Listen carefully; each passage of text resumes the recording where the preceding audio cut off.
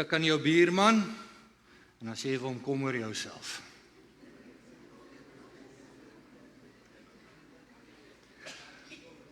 Ons is besig om oor hierdie reeksie te gesels, kom oor jouself. Ons het al oor baie dinge gepraat, en daar is nog 'n paar goed wat ons oor gaan gesels. Maar vanoggend wil ek met jou gesels oor hierdie gedagte, ewigheid bo tydelik. As daar een ding is wat ek baie gaande oor is in my lewe, ek weet julle gaan my nie glo nie, maar is regtig so, dan is dit om te lees. En ek is veral gaande daaroor om die biografieë van mense te lees wat 'n groot impak in die wêreld gemaak het. Al was hulle nie baie beroemde mense nie, hulle lewensverhale het 'n baie groot impak gemaak. En een van hierdie manne was 'n sendeling gewees. En ek hoop ek spreek sy naam uit. Ek weet nie hoekom sy ma hom nie net Jannie kon genoem het nie. Maar sy naam was Adoniram Judson. In 1812 is hy gekies om die eerste sendeling in Amerika te wees wie na 'n ander land toe sou gegaan het om die evangelie te gaan preek. Op die ouderdom van 24 het hy op 'n boot geklim en het hy na Indië toe gegaan en van daar af het hy na Rangoon in Burma toe gegaan. Daar het hy die evangelie begin preek, maar Burma was op daai stadium baie vyandig teenoor die evangelie.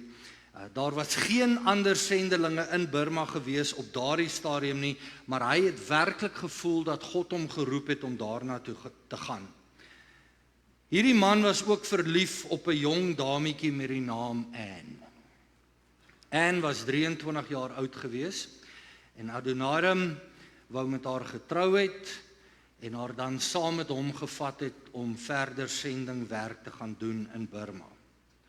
Hy het vir haar pa 'n brief geskryf en in hierdie brief het hy vir sy pa gevra of hy met haar mag trou. Daardie brief is vir ons nagelaat. Hy skryf aan haar pa, die brief is geadresseerd na Bradford in Massachusetts op September 1810.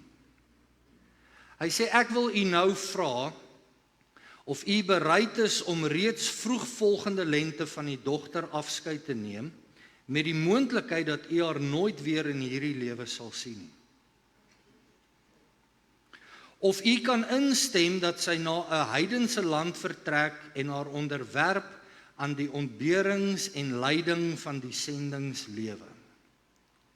Of u kan instem dat sy blootgestel sal word aan die gevare van die see, aan die dodelike invloed van die suidelike klimaat van Indië, aan allerhande gebrek en nood, aan vernedering, belediging, vervolging en moontlik selfs 'n gewelddadige dood. Kan u tot dit alles instem, ter wille van hom, wat sy hemelse tuiste verlaat het, en vir haar en vir u gesterf het, ter wille van verlore onsterflike siele, ter wille van Sion en die heerlikheid van God.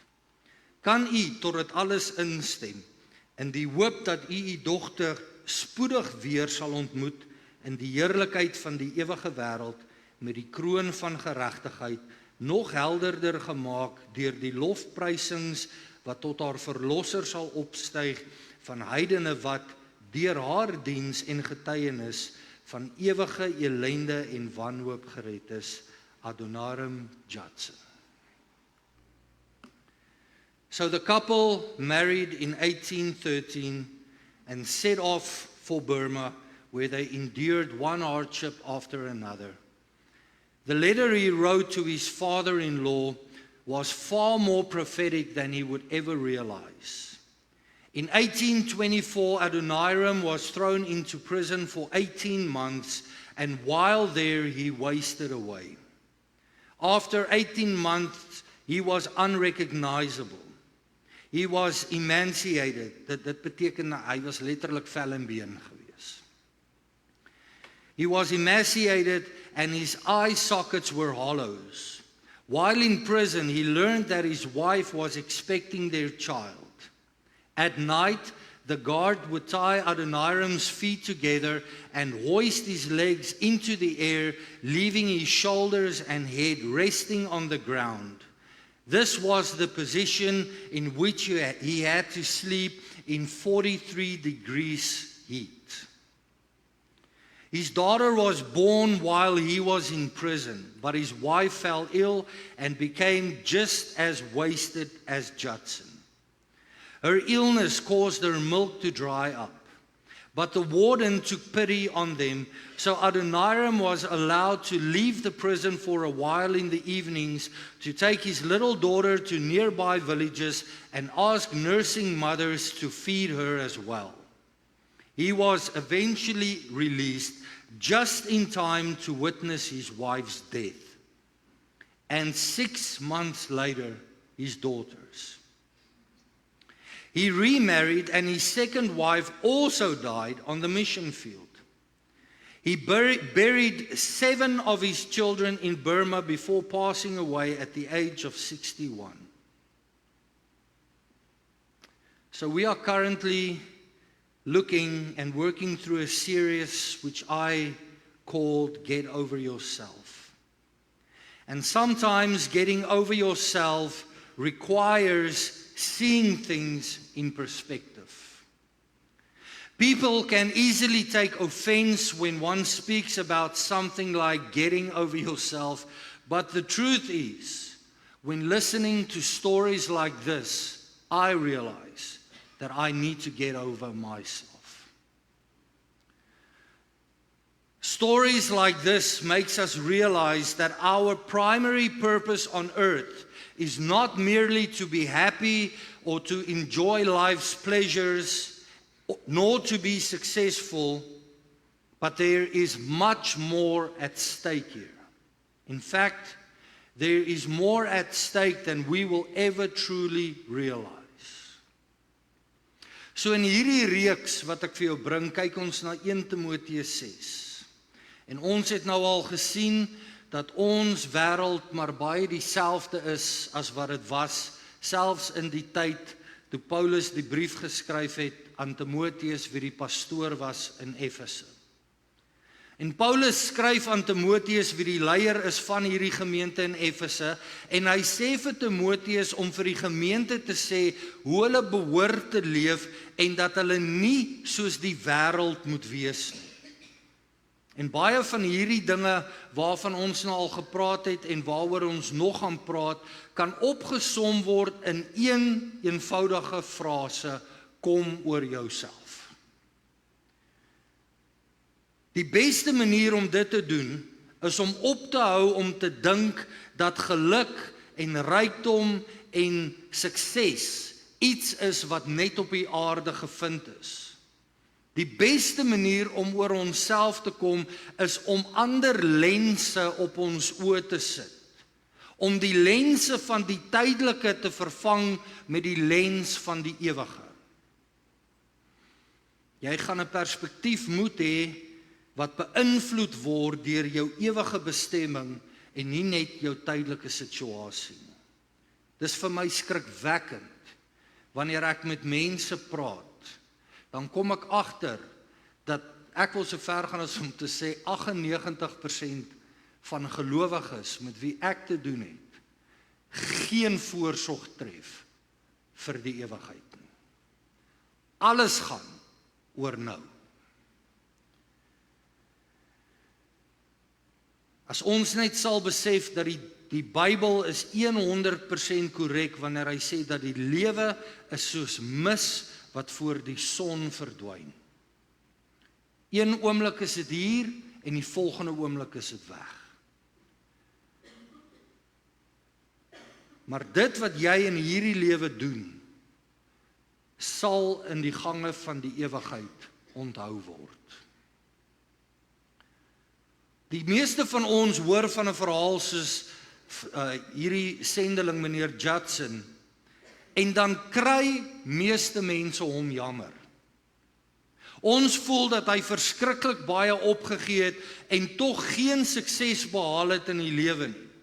Maar kan dit dalk net wees dat hierdie onbekende man van wie meeste van julle dalk nog nooit gehoor het nie, meer sukses behaal het in die ewigheid as die TBN sterre soos Benny Hinn en T.D. Jakes en Joyce Meyer of Werner Olivier. En jy. Ons kyk na Judson, maar sy eerste vrou Anne het die koste bereken van wat dit haar sou gekos het om agter haar man aan te stap. Sy het nie blindelings hier ingegaan nie. Sy het presies geweet wat vir haar moontlik kan wag.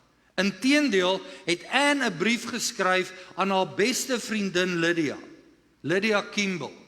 Daai is nou Anne. Sy skryf in haar brief, ek voel gewillig en verwag, as niks in die voorsienigheid verhoed nie, om my dae in hierdie wêreld in heidense lande deur te bring. Ja, Lydia, ek het omtrent tot die vasbeslotenheid gekom om al my gerief en genot hier prys te gee en my liefde aan familie en vriende op te offer om te gaan waar God in sy voorsienigheid dit goed vind om my te plaas.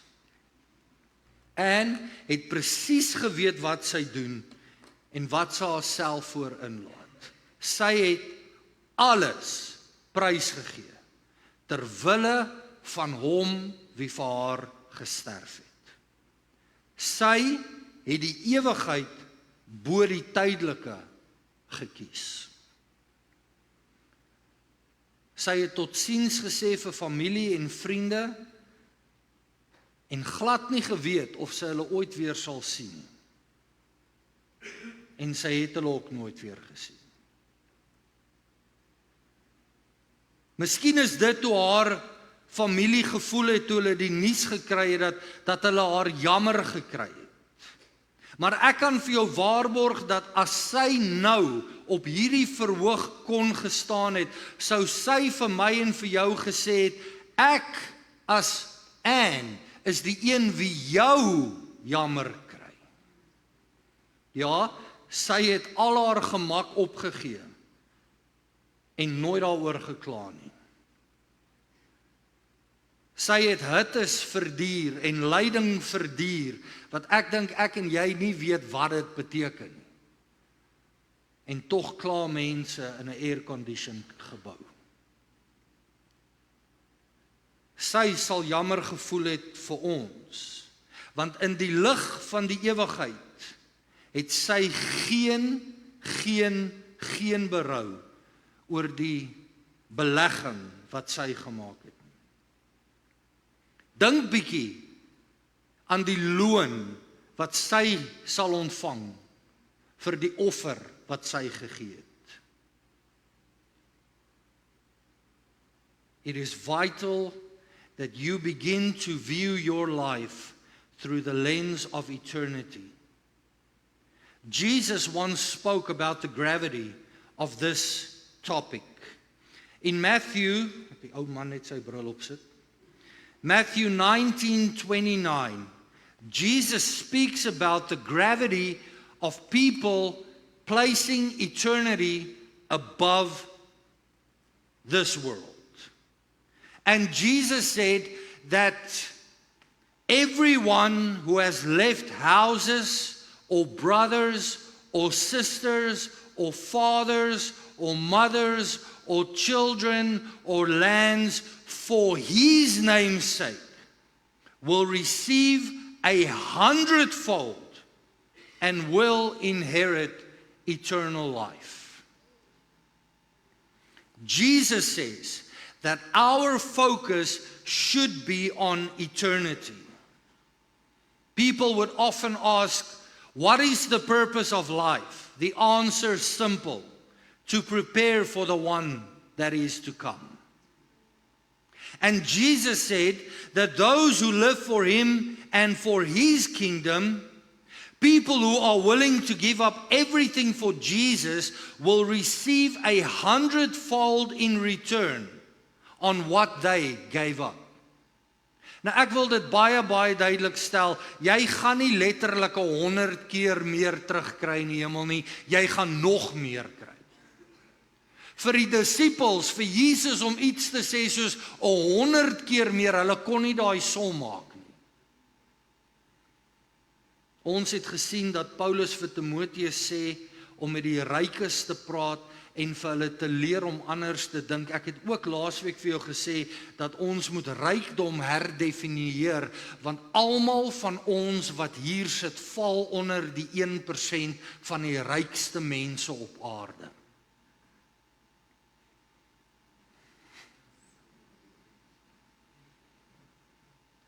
Die statistieke sê dat as jy 'n dak oor jou kop het, lopende water, kos om te eet en klere om aan te trek, val jy onder die 1% van die rykste mense op aarde. Daarom, hou op kyk na jou buurman met die 3 Mercedes Benzes en kyk na jouself wanneer Paulus praat van die rykes onder ons. My broer, stamp jou vrou en sê vir haar, jy't 'n ryk man. Vat bietjie aan jouself, en ons giggel, maar is vir my belangrik dat jy dit besef, vat aan jouself en dan sê jy, ek is een van daai rykes. Want Paulus gaan nou met jou praat. Paulus skryf vir Timoteus en hy sê vir die rykes, dat hulle moet anders begin dink. Ek het laasweek vir jou gesê dat Efese was nie veel anders as wat ons wêreld vandag is nie. Inteendeel, Efese was baie meer ontwikkeld gewees as wat meeste mense sal besef. Het jy geweet? In Efese, in die tyd van Paulus, het hulle indoor plumbing gehad. Daai is die opgrawings. Hoor hier, hulle het tot warm water in hulle huise gehad. Hulle kon kies of hulle warm water of koue water wil hê in hulle huise. Dit was glad nie veel anders as wat dit vandag is. Daarom sê Paulus vir Timoteus, sê vir die mense om nie so te worry oor of hulle indoor plumbing het of nie. In 2026 sou Paulus gesê het, sê vir die mense om op te hou worry of hy nou 2 stortkoppe het of 1. Want dis die gesprekke wat Christene het. Het iemand 'n speld wat ek kan laat val? Moenie dink dat die feit dat jy op hierdie manier lewe, of op daai manier kan vakansie gaan hou, of so 'n tipe kar ry, dat dit enigsins betekenis of waarde aan jou lewe gaan bring nie. Paulus daag vir my en vir jou vandag uit, om die lense wat ons dra te verander, te vervang, om die lens van tydelike te vervang met die lens van die ewigheid. Kyk bietjie wat sê Paulus wanneer hy skryf aan Timoteus, en ek lees uit die Nuwe Lewende Vertaling. Hy sê hierso vir hom, hulle moet hulle geld gebruik om goed te doen. Hulle moet ryk wees in goeie dade en moet ruim gee aan die in nood. Hulle moet altyd, stop gou, kyk vir my. Hou op dink aan daai ryk baas van jou. Hou op dink aan die ryk ou wat jy ken, want Paulus praat met jou. Wie deel is van 1% van die rykste mense op aarde.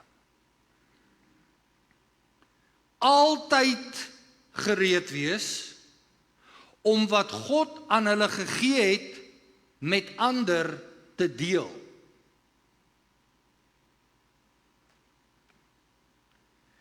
Deur dit te doen, sal hulle vir hulle 'n skat opbou, 'n goeie fondament vir die toekoms, sodat hulle die egte lewe kan ontvang. Nou wil ek net hier stop, want wat Paulus hier sê is nie dat jy vir jou 'n kaartjie koop hemel toe nie. Hy praat hier van om loon bymekaar te maak in die hemel. En ek het al baie Christene gehoor wat sulke oorvergeestelike dom goed sê. Ek worry nie oor die loon nie, ek doen. Ek doen. Ek wil, wanneer ek voor daai troon staan, wil ek hê die trokke moet inry.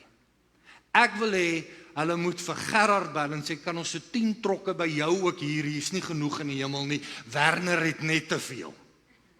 Hoekom? Want ek wil hê my loon, wat ons krone gaan wees, gaan ons eendag voor sy voete werk, en ons gaan vir hom sê, dis wat u kruis vir my werd was.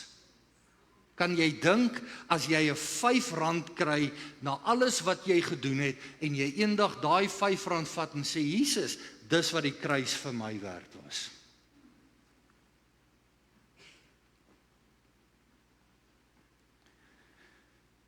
In vers 17 het Paulus ons geleer om nie ons vertroue in geld te sit nie, want dis maar tydelik.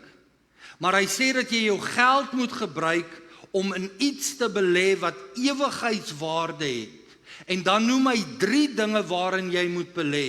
Nommer 1, doen goed aan ander. So jy skryf nie net 'n cheque uit nie, jy doen nie net 'n EFT nie, jy bewys liefde, vriendelikheid en deernis. Nommer 2, wees vrygewig teenoor diegene in nood. Nou my broeder en suster, hier wil ek ook net gou baie duidelik wees. Dit beteken nie dat jy vir elke ou wat op straat na jou toe kom en sê, ag, het jy vir my 'n brood gee nie. Want my antwoord is 99,9% van die tyd nee. Ek het nou die dag, Vrydag, gaan gooi ek gou petrol in my kar voordat ek kamp toe ry. En ek staan daar onder by die garage en hier kom 'n ou oor die pad gestap en toe hy stap, dog ek, ag, hier kom dit alweer. Nou draai ek my rug op hom en ek probeer hom te ignoreer. En hy kom so, hallo pastoor. Ek sê, hallo. Hy sê, pastoor is mos daar by 'n ander kerk. Ek sê, ja. Hy sê, ek het nou werk gekry.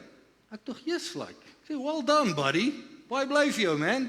Ja, nee, jy weet, gaan net te goed en mooi. Ek sê, nee, mooi. En ek stap aan die garage in, want ek wil vir my 'n wit Monster koop, die lekkerste Monster wat daar is. Ek wil vir my 'n wit Monster gaan koop, en dan wil ek sommer betaal daar met my kaart, en toe ek so omdraai, stap hy agter my. Ag, pastoor, kan ek iets kry om te eet? Ja, nee, is reg, offerande was ons groot hierdie week, jy weet. Sakke is mos, jy kan mos sien hoe val die munte uit my uit. Ek sê, is reg, buddy, ek sê, wat wil jy? Ek sê, wil jy paai? Ja, het sou lekker wees. Ek sê, nee, great, ek sê, kies daar vir jou paai. Nou gaan betaal ek so lang. Dan sê ek, hoor jy 'n paai daar? En sy sê, wat se paai? Ek sê, nee, ek weet nie.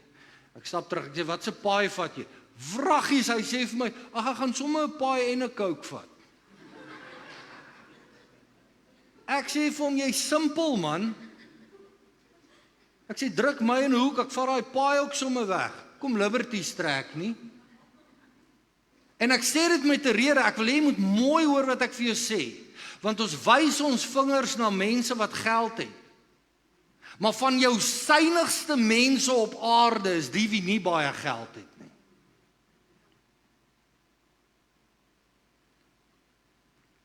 Daarom, wees vrygewig teenoor diegene in nood. En van julle wat soms in nood is, moet leer om vrygewig te wees teenoor ander wat in groter nood is. Want jy val onder die 1% van die rykste mense op aarde. Nommer 3 sê Paulus vir ons, wees gereed om met ander te deel. Wees gereed. Dit beteken as jy Sondagoggend die instap, dan moet jou eerste ding wees, right, wie het iets nodig? Ons het 'n vrouekamp wat voor die deur lê. Ken jou plek, vrou. Ek gooi dit net nie uit, ek skim vir niks. Hoor jy vir my? Maar ek praat oor goed wat tog nou gebeur. Dit help nie ek maak goed op wat nie so. Hoeveel van julle wat die geld het al die ingestap en dink, right, wie kan ek sponsor?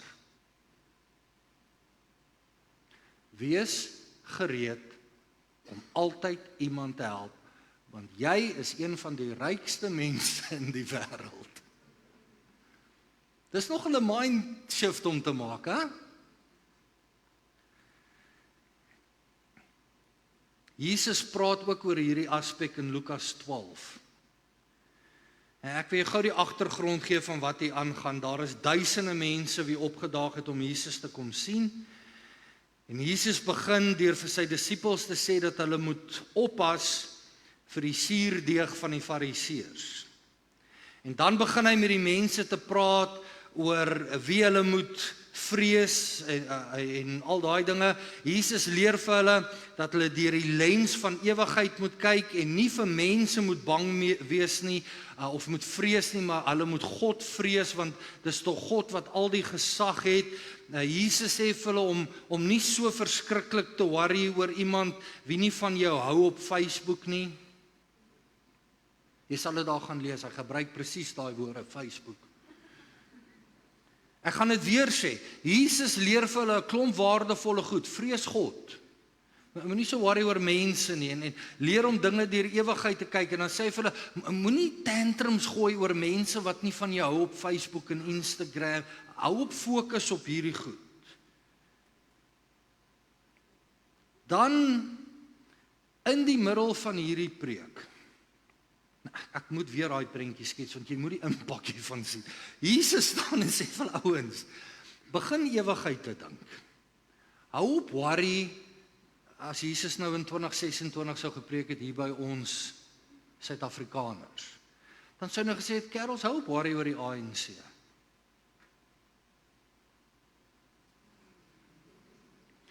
Hou op bang wees oor die goed wat hulle sê hulle wil en nie. Hou op, vrees God. En in daai selfde asem, moenie so worry oor wat mense van jou sê nie. Hierdie goed maak nie saak regtig nie, want die ewigheid wag, hierdie tydelike goed, sien nie die konteks waarvan Jesus hier praat. Dan is daar een ou. In die middel van daai preek, wat niks met geld uit te waai het nie. Dan staan hierdie ou op, dis duidelik dat hy 'n Sharks ondersteuner is. Jy sien dit in die vraag wat hy vra hierso. Onthou jy die konteks wat Jesus oor gepreek het, nê? Nou staan hierdie ou. En hy sê, Here, sê vir my broer om asseblief die erfenis met my te deel. Ouens, dis so goed soos ek staan hier in preek. En oom Lukas spring op en hy sê vir Jurgens, ek wil ook op sy baai kry. Wat? Maar hier's 'n baie belangrike ding hierso wat ek raak gesien het. Nou, nommer 1, dis heel moontlik en ek dink duidelik dat dit die jonger boetie is wat hierso praat. Want in daai tyd het die ouer broer meer gekry as die jonger broer. So die jonger broer gaan chunk nou by Jesus en hy sê, Jesus, sê vir my boetie om vir my ook van daai geld te gee.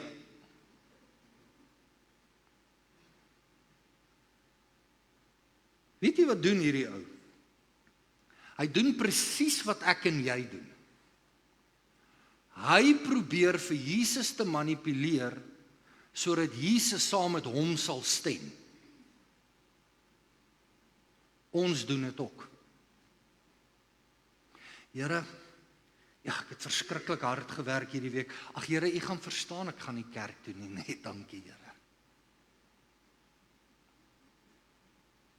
Ag Here, hierdie maand het my vrou nou wraggie, sy het nou alweer 2 paar skoene gekoop. Here, ek gaan nou nie hierdie maand gee. Ag Here, U verstaan mos. Ag Here, daai baas van my is, U weet, hy is die neefie van die anti-kris. Here, ag U weet, ek gaan tog maar lelik wees met hom. U verstaan mos, Here.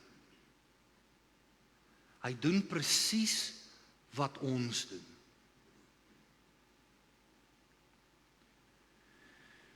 Maar dan kom Jesus. Ai, Jesus, what a guy. En dan kom hy in sy wysheid en sy antwoord is fantasties. En sien nou vir Jesus. Ek weet nie, ek picture Jesus nogal anders as die comic books. Ek picture hom nogal as 'n man's man. Jy hoor wat ek sê? A guy. That guy. Here, sê vir my boetie, hy moet geld deel met my. Sê, hoorie, wie het my regter gemaak van julle goed?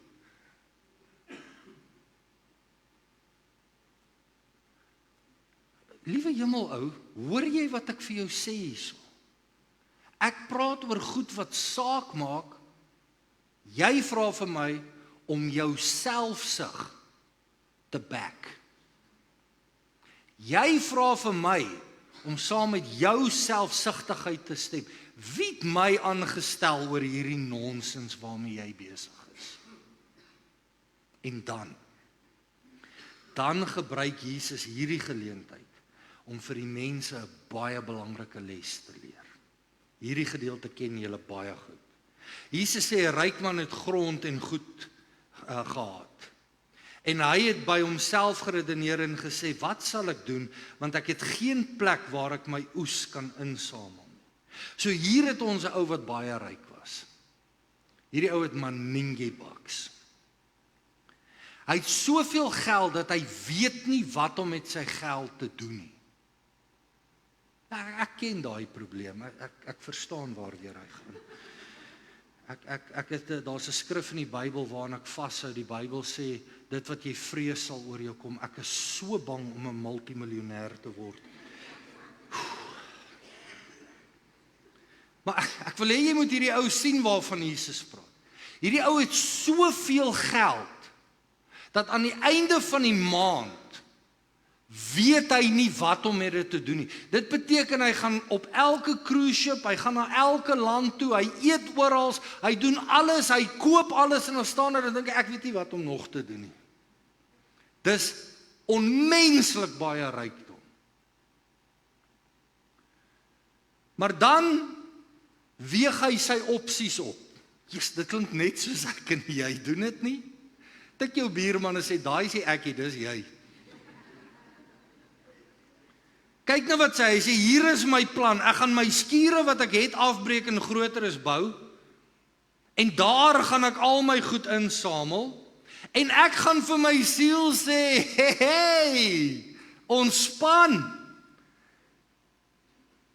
rus, eet, drink 'n drankie, wees vrolik, want dit gaan goed met jou. Een van die tekens dat jy oor jouself moet kom, is wanneer jy gesprekke met jouself het oor hoe goed dit met jou gaan.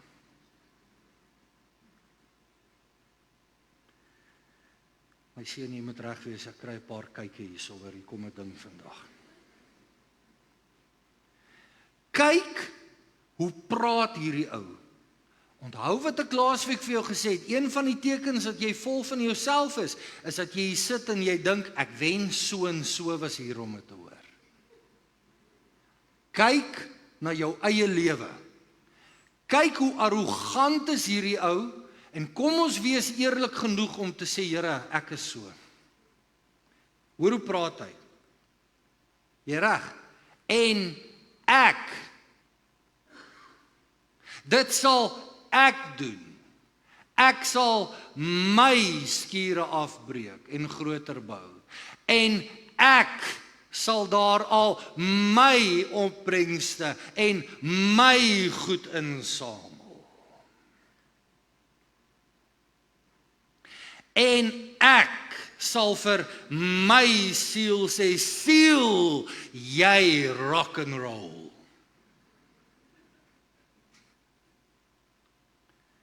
Hierdie man is so gefokus op die tydelike. Hy is so gefokus op homself. Hierdie ou dink nie eers daaraan om met God te praat oor wat hy het nie. Hy maak geen beplanning om na iemand anders om te sien. Maar kyk wat het God vir hom gesê. Jou dwaas. Want vanaand kom haal ek jou siel.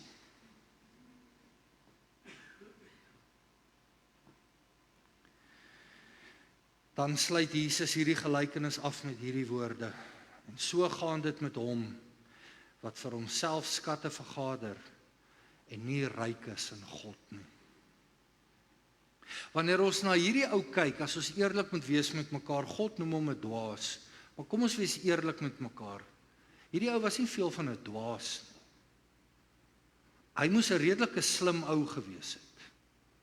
Ons kan sien dat hierdie ou weet hoe om te budget, hy weet hoe om te spaar, hy weet hoe om te belê, hy weet hoe om hard te werk, hy weet hoe om 'n profijt te maak.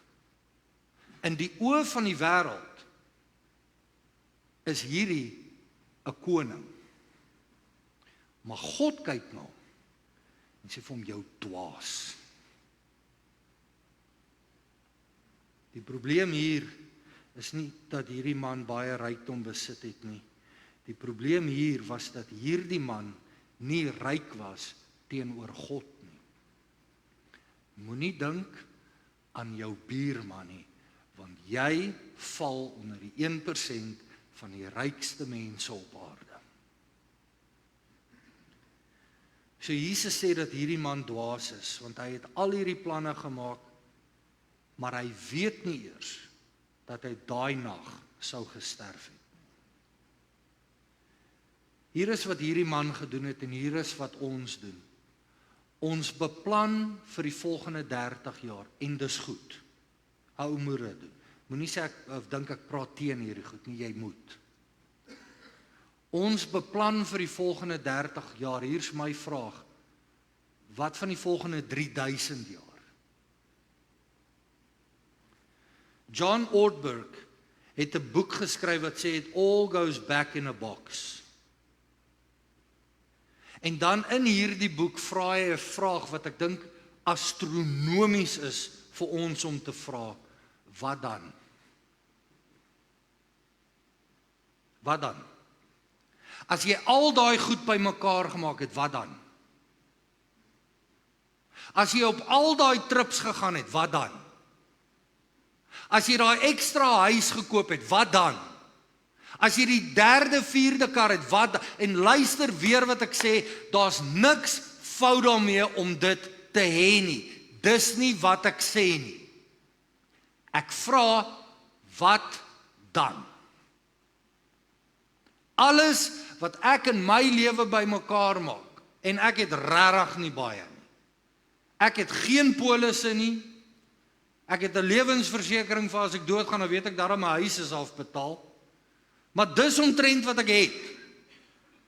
Ek het baie boeke wat duisende rande werd is. Ek het 'n paar instrumente. En wanneer ek die dag doodgaan, ek het 'n hot vrou. Sy gaan vinnig iemand kry. Ek weet. En is goed, dis reg, doen dit. Maar ek het vir haar gesê, my seun weet dit, as ek doodgaan, slag jy my. Jy stop my op en jy sit my in daai kamer met rooi oë. En wanneer sy daai deur toemaak met die oë aangaan en al wat jy moet hoor is Verder gaan groot. Hier is die ding, wanneer ek doodgaan, wat dan? Want iemand anders gaan net my goed spandeer. Daarom sê Jesus, jy moet jou fokus verander. Ek gaan begin klaarmaak. Jesus help hierdie man wat hierdie simpel vraag vir hom vra. Maar tog in Jesus se goedheid help hy hierdie man om so 'n bietjie verder te kyk as net die tydelike. Jesus leer vir hom dat daar baie meer is om aan te dink as net hierdie dinge. Maar dit geld vir my en vir jou ook. Daar is dinge in ons lewens wat ons regtig moet gaan sit en dink en deurwerk. Want die ewigheid wag vir ons almal. Ek het Vrydag hierdie stelling gemaak, is 'n stelling wat ek baie maak, van 'n man met die naam Marcus Aurelius, wat 'n generaal was in die weermag van Caesar. Marcus Aurelius het hierdie ding gesê, die dood glimlag vir ons almal. Al wat 'n man kan doen, is om terug te glimlag. Hier is die realiteit, my broeder en suster. Binne die volgende 5 of wat minute is hierdie diens klaar. Nie ek of jy is gewaarborg dat ons die afsluitgebed gaan hoor nie.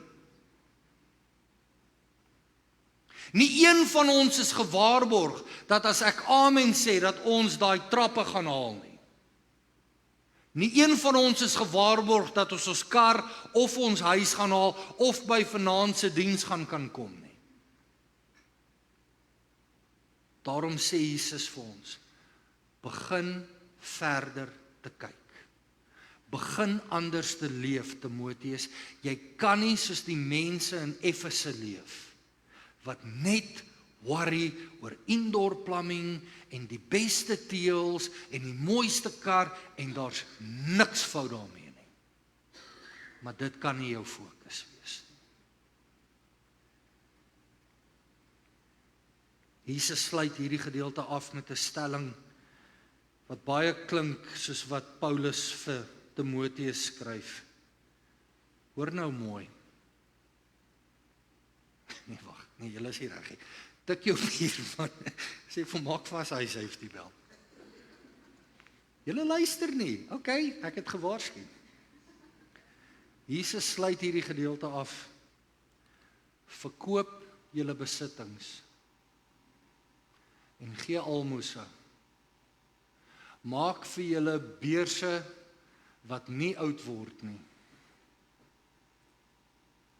'n Skat in die hemel wat onuitputlik is, waar geen dief by dit kom of mot verteer nie, en as hy hier in Shelley gepreek het gesê het, en waar roes nie aan kan vat nie. Hoor hier, want waar jou skat is, daar sal jou hart wees. Julle kan maar vir my ietsie aansit, dankie oom Mike. Jesus leer vir ons om hierdie lewe op te weeg met die ewigheid. Ek kan nie onthou wie dit gesê het nie, val my nou by. Maar daar is hierdie stalkie, ek weet ook nie of die waarheid is nie, maar sover ek kan onthou, dink ek amper dit is die waarheid. Van 'n jong man wat eendag vir 'n oom gevra het, oom, hoe lank is die ewigheid? Die oom het gesê, seun, verbeel jou dat die son 'n diamant is. En dat 'n klein swaalkie, een keer 'n dag, sy bekkie links en regs kom skerp maak. Toe sy seun, wanneer daai diamant op is 1 sekond verby. Die ewigheid wag vir ons elkeen. En ons het in hierdie lewe het ons baie arrogant geraak deur te dink dat God ons iets skuld. God skuld my niks en hy skuld jou niks. Alles wat jy het kom van hom af. So Jesus leer ons om ons lewe op te weeg deur die lens van die ewigheid. Om vir jouself hierdie vraag te vra, wat dan? Wat se impak gaan jou besluite op die ewigheid hê? En ek wil dit baie duidelik stel hierso. Die konteks van wat Paulus hierin skryf gaan oor besittings. Dit gaan oor geld, ek verstaan dit. Maar jy moet besef daar is meer hieraan as net geld. Wat dan?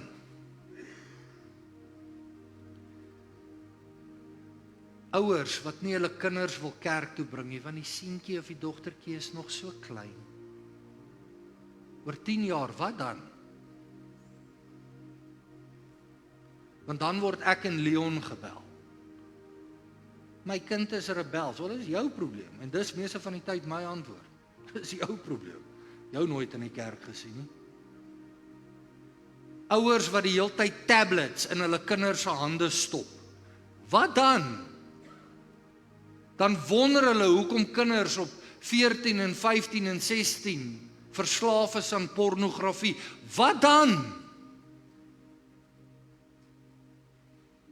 Nooit by bidure nie, nooit in dienste nie.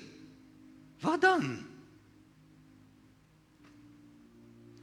Jesus leer vir ons, ek herhaal myself, om ons lewe op te weeg deur die lens van die ewigheid en om vir jouself te vra, wat dan? Wat se impak gaan jou besluite hê op die ewigheid? Adoniram Judson het vir amper 40 jaar teenstand beleef. 40 jaar van lyding, maar hy het geweet, dis net tydelik. Hy het 7 van sy kinders oorleef.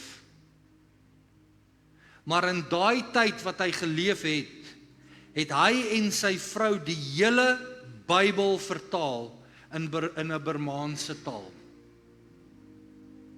Hy het meer as 7000 bekeerlinge gemaak.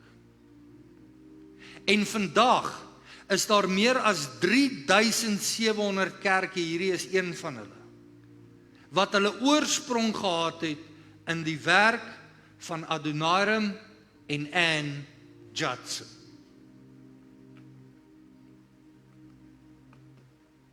So my finale sinnetjie is, Here Jesus,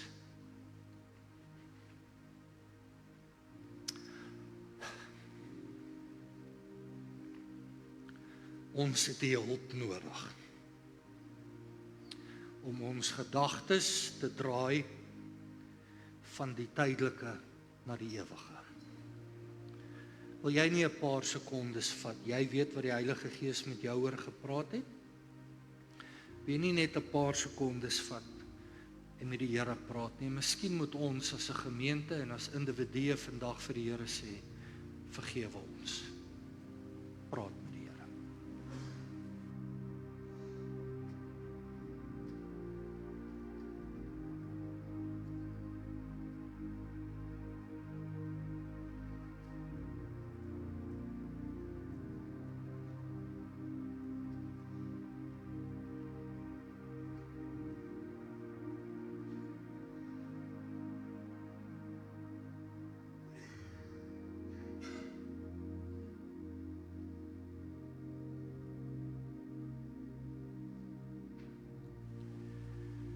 Vader, ons as gemeente kom na U toe vanoggend. Here, en ek is die eerste een wat wil sê ek is skuldig. Ek is so skuldig, Here, want ek fokus baie keer so op dinge wat net nie saak maak nie. En eerstens wil ons vir U vra, vergewe ons, dat ons meer aan onsself dink as enigiets anders. Dat alles wat ons doen, gaan oor ons as individu se sukses en wat mense van ons dink en wat ons kan bereik, in plaas daarvan dat ons sal besef dat alles wat ons hier het is in elk geval tydelik geleen vir ons. En daarom wil ek U vra dat U by my sal begin en my hart sal deurgrond, Here. Dat U lig in die donkerste gange van my hart sal skyn, sodat ek kan sien wat daar aangaan. En sodat U my en elkeen van ons se harte sal terugdraai na U toe. Ek glo met my hele hart, Vader, dat tyd besig is om uit te hardloop op hierdie aarde. Help ons asseblief om nie soos daai man van wie Jesus gepraat het, onkant gevang sal word deur die inbreker nie. Maar dat ons elkeen gereed sal wees met hierdie ding in ons harte konstant. Jesus is op pad terug. Skep in ons, en begin by my, skep in my weer 'n wederkomsverwagting. Skep in ons weer 'n visie wat sê dat hy is op pad terug en sy loon kom saam met hom. Help ons om ons harte te verander, dat dit nie meer so selfsugtig sal wees nie, maar Here, al beteken dit dan dat ons alles dan sal weggee ter wille van hom wat vir ons gesterf het. Verander ons, help ons, en dat ons hierdie ding altyd sal onthou. Wat dan? Here, baie dankie vir u goedheid in ons lewens. Daar is mense wat nou iewers in velde wakker word met naalde in hulle arms, en Here, dalk nie eers weet waar hulle is nie, mense wat op plekke wakker word wat hulle nie weet hoe hulle daar uitgekom het nie, en hier sit ons veilig, beskermd. U is so goed vir ons. Help ons dat ons lewens sal weerspieël die goedheid van God. Maak van ons 'n gemeente wat as mense van ons praat, dat hulle nie sal praat oor die gebou of die preke of die sange, enige van daai goed nie, maar dat hulle sal sê, daai mense se harte is net omgee. Maak van hierdie gemeente 'n lighuis, 'n baken, waarna toe die wie in nood is sal hardloop, nie om noodwendig geld en kos te kry nie, maar om Christus te kom ontdek. Skep in elkeen van ons 'n gesindheid van vrygewigheid, dat ons die gesindheid van ons Vader en ons Meester sal weerspieël, want so lief het God die wêreld gehad, dat hy gegee het. Mag dit wees wat hulle van ons ook sê. Here, ek het baie dinge gesê, maar U is die een wat die saad nat maak en laat groei. Mag hierdie saad in elkeen van ons se harte wortel skiet, dat ons dit nie vergeet wanneer ons hier uitstap nie, maar dat U Gees hierdie woorde in ons harte sal laat deurring die heel week. Wat dan? Ek dank U daarvoor. Dankie vir U goedheid. Dankie vir hierdie gemeente. Dankie vir hierdie gebou.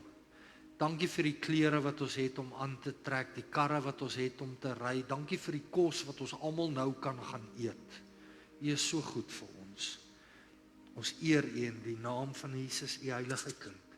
Amen.